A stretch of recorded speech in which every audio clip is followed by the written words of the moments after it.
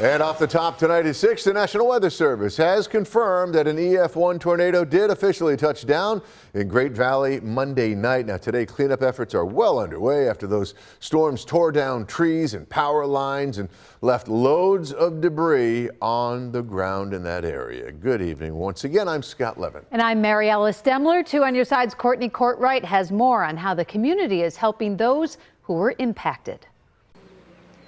Yeah, guys, people are cleaning up here in Great Valley after that now confirmed EF1 tornado touched down in this area yesterday. I want to give you a look at what this area looks like. We are near Farm Market Road and Sugartown Road.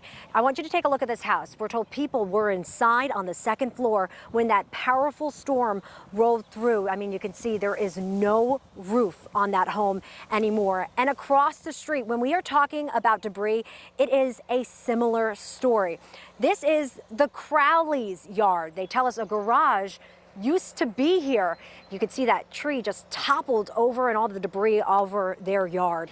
It is remarkable to report nobody was hurt when you just see this devastation around here. The Crowley family, like several others, are spending the day cleaning up, cutting down trees, and working to pick up debris. They say it is going to take days to do that. They say they've never seen weather this bad, and they have lived here for around 20 years. We come upstairs once the wind went by, it was still pouring. I looked out, it's like, holy Christ, it went that bad.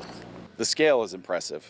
Honestly, the amount of snapped trees over a fairly wide swath, both up a hillside, down a hillside, and beyond, is pretty impressive. That's what struck me initially more than anything.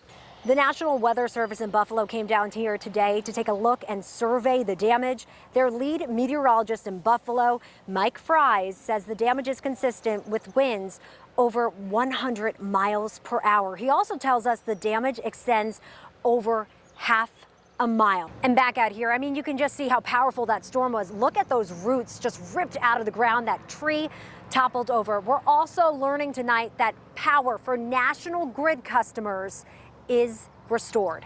On your side in Great Valley, Courtney Courtwright, Channel 2 News.